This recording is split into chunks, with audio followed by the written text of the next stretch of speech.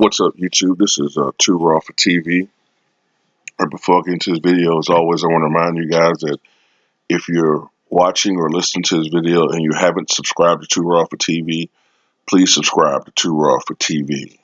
If you haven't hit the notification button, please hit the notification button so that you'll be notified of any and every video that I drop as soon as it drops.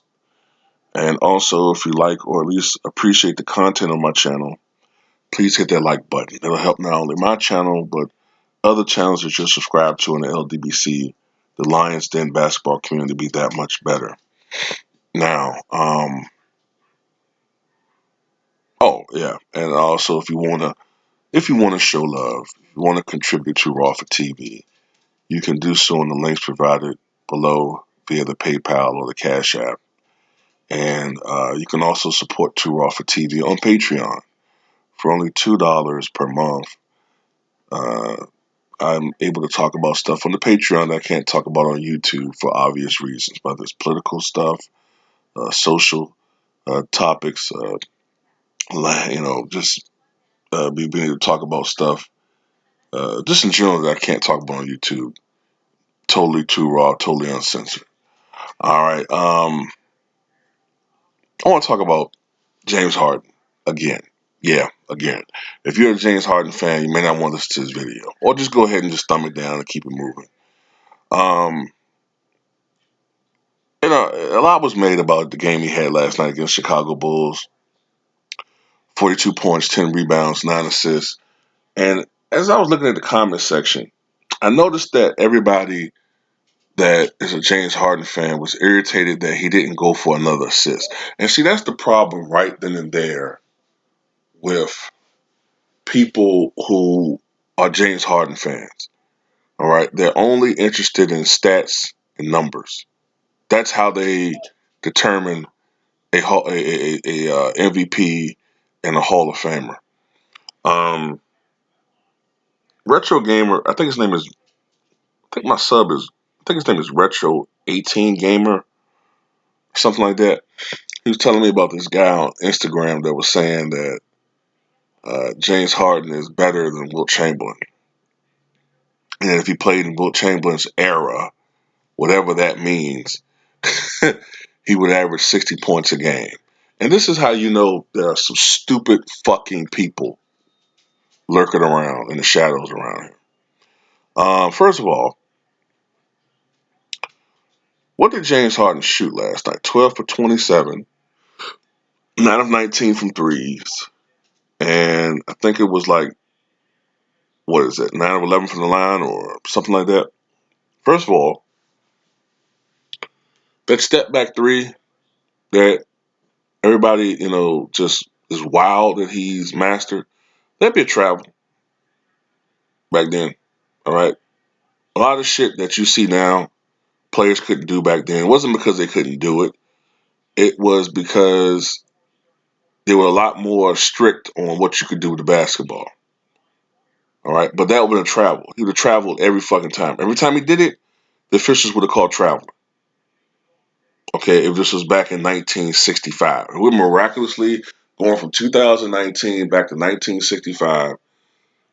That would be a traveling violation. All right. Number two, there was no 3-point shot back then. So those extra 9 points that he got with threes, instead of 42 points, you had 33 points. All right. The 37 points he's averaging right now would be more like 30. If this was back in 1965. Conversely, this was Jerry West when he was averaging 31 points per game. I think it was 31.2. I think it was 1969-70 season. This was this era, it'd be more like 35, 36. Also, these ticky-tack fouls that they call, no, they didn't call that shit back then. You had to be damn near fucking physically harassed to get a foul call. And it's one of the reasons why Jerry West broke down. Had injury problems because of the way he played. He got to the foul line, but he paid the price for it. None of this ticky-tack shit you get. And anyway, just his field goal percentage, 39%, he would have been benched, all right? It wouldn't have been no 60 points per game. It would have been more like 6 to 8 points per game because the way he played the game wouldn't have fit with the '60s era. He wouldn't have made it in the league back then. All right. The street ball way that the street ball way that guys play now is one of the reasons why the ABA came of existence because the NBA was a certain way and the ABA was a different flavor. So maybe James Harden would be better off in the ABA, but even then, he still wouldn't average no fucking 60. I could see him maybe putting up 20, but not 60. Some of these dudes are ridiculous, man. But anyway, now I got that out of the way. James Harden is the most selfish player I have ever witnessed in NBA history. The most selfish. Yes, Wilt Chamberlain averaged 50 points per game. Yes, Wilt in his next season averaged 45. But that was for a couple of reasons. Number one, the coach at the time, who I believe was Alex Hannum, theorized that, look, Wilt's first 2 years, he averaged 37.6 and then 38.4. And we keep losing to the Celtics by 10 on average. We keep losing to them by 8 to 10 points. So maybe Wilt need to average 50 for us to win. So the coach's idea was for him to average 50. And also, Wilt's rookie year, he shot 46% from the floor. Okay. His next year, I think he shot 48% from the floor. The year he averaged 50, he made 51% of his shots. So even though he's becoming increasingly a more volume scorer, his field goal percentage is going up. So it's justifiable. Look, even though he's taking more and more and more shots, he's making a higher percentage of his shots, every season. So he's justified in his increase in volume. James Harden, the more volume scorer he's becoming, his field goal percentage is dropping further and further. Uh, and it's going further and further down. Not to mention, this guy's a turnover machine. He turned the ball over 6 times last night, although Russell turned it over 7 times himself. But this guy's an extraordinarily selfish basketball player, man. Extraordinarily selfish. I'm shocked at the fact that Russell Westbrook joined this team, and I was for certain that Russell Westbrook's presence would cut into James Harden's scoring because James Harden says he wants to win, but really he doesn't. Well, I'll put it like this. He's not willing to win at the price of sacrificing his own numbers and stats. He's not willing to do that. And this is why James Harden will never win a championship in his career. Never. Especially not being the lead dog. It'll never happen. Kobe could score. All right. Sometimes I didn't like the fact that Kobe's, a little bit sometimes pad his numbers against bad teams. Sometimes. All right. But for the most part, Kobe Bryant was all about winning championships. All the great scorers that I can think of, in the modern era, Michael Jordan, Kobe Bryant, all right, even Tracy McGrady, all right, he comes to mind. Allen Iverson, Dominique Wilkins, all right. Karl Malone could score too, but I don't think he had the pure scorer's mentality that those guys had. But he could score. But the point is, all these guys I'm mentioning, they had a different approach to scoring than James Harden. James Harden, to me, looks at the schedule, and if he sees the Chicago Bulls or if he sees the New York Knicks, his mentality is, okay, I can pad my numbers against these great teams. I'm trying to break Michael Jordan's modern day scoring mark. So I can get 40, maybe 50 against this team, just in case I only get 25 against this team and keep my average up. I think that's how he thinks. Last night, when the Rockets were up 100-80 with 6 minutes to go in the fourth quarter, James Harden could have sat. He had 34 points. No, he went on to proceed to shoot and shoot and shoot until he got 42 points. That's not how I view most guys. Most scorers that I know that I grew up watching, when the game was a blowout, they chose that as a time to get rest, not to risk further injury, and let some of the reserves get in and get some activity, some action. Not this selfish motherfucker.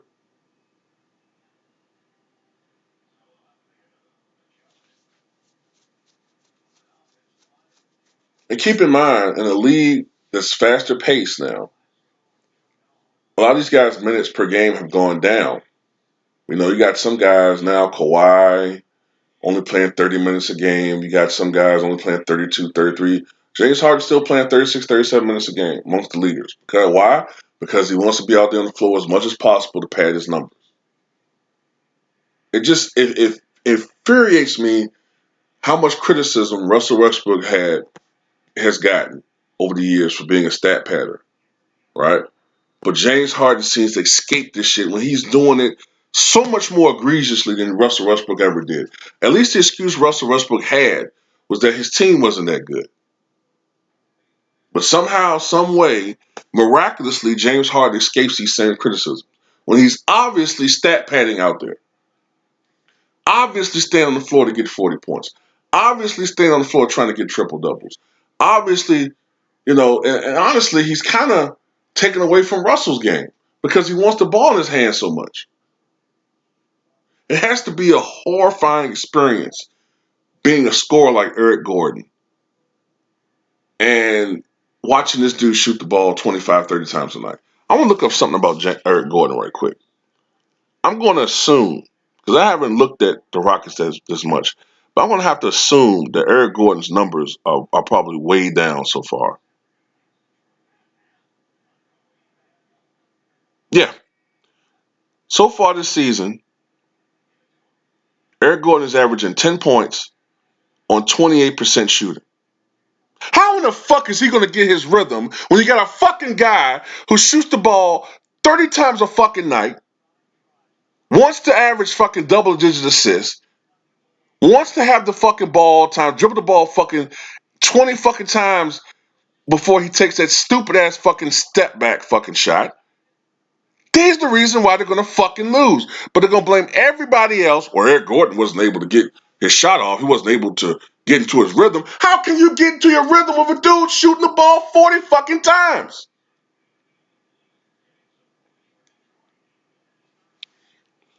The players of the past,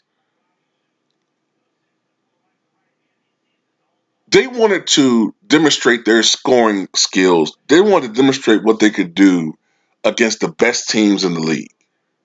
All right? They wanted to show what they could do and showcase what they could do against the upper echelon teams. They didn't want to beat up on bad teams. All right? Dominique Wilkins' career high of 57 points, which ties the franchise record with the Atlanta Hawks with Bob Pettit, who had 57 points in the game as well, came against Michael Jordan's Chicago Bulls. Michael Jordan's 39 career 50-point games, which I'm assuming James Harden might pass by the end of next season because he's only interested in numbers. And let me tell you something. Michael Jordan could have scored a lot. He could have had a lot more than just 39 career 50-point games. He had 10 games in his career where he scored 49 points. He could have easily doubled that. If he had the James Harden mentality, Michael Jordan probably could have gotten 80 or 90 50-point games. But anyway, of the 39 career 50-point games that Michael Jordan had, 22 of them or 23, I can't remember the exact number anymore, but I think it's 22 or 23 of them came against top 10 rated defenses for the season. Interestingly enough, even though Wilt Chamberlain is the all-time leader in regular season 50-point games with 118, to 31 for Michael, Jordan is by far the playoffs leader in 50-point games with 8. Wilt Chamberlain with 4, second. Now, what does that tell you? That tells you that guys like Michael Jordan, guys like Hakeem Olajuwon, guys like Jerry West, even though I know he lost in the finals a lot, to an extent Kobe Bryant. These guys brought their A games when it mattered the most. Unlike this motherfucker right here. I don't care. I've said it before, and I'll say it again. I don't care how many fucking points he averaged this year. If you want to show me something, if you want to show me that you are a guy that belongs in the same conversation as these other guys, start doing this in the playoffs when you're playing against the best teams. But I know it's not going to happen. Last year was the final straw with me. I'm tired of looking at this guy do the same fucking shit every year in the regular season, but when the stakes matter the most, he chokes. I'm telling you right now, on November 10th, 2019, if the Rockets make the playoffs next year, when they're playing up against one of the better teams in the second round, whether it's the Clippers or the Lakers, this motherfucker, especially if it's the Clippers, this motherfucker's gonna fucking choke. He's gonna shoot 9 for 27, and then he's gonna shoot 7 for 26, and then the media's gonna blame Russell Westbrook and everybody else when this motherfucker is gonna miss 50 shots in 3 games. I'm telling you, I already know what the fuck this guy's gonna do because it's in his DNA to fail when he needs to be at his best. He's a chucker. He's a stat padder. That's all he fucking cares about is his points and throwing his dollars at hookers. Oh, I'm sorry. I know you're not supposed to bring that type of stuff up. It's not related to basketball. I know. I get it. Say nothing wrong going to the strip club. There's nothing wrong with making it rain. But look, you can't just make it rain in the strip club, but then on the court you don't make it rain. You make it brick, bitch. You make it brick left and right. You make bricks. You got enough bricks to make the Great Wall of China or the Great Wall of Houston. You know what I'm saying? Fuck this dude. Fuck him.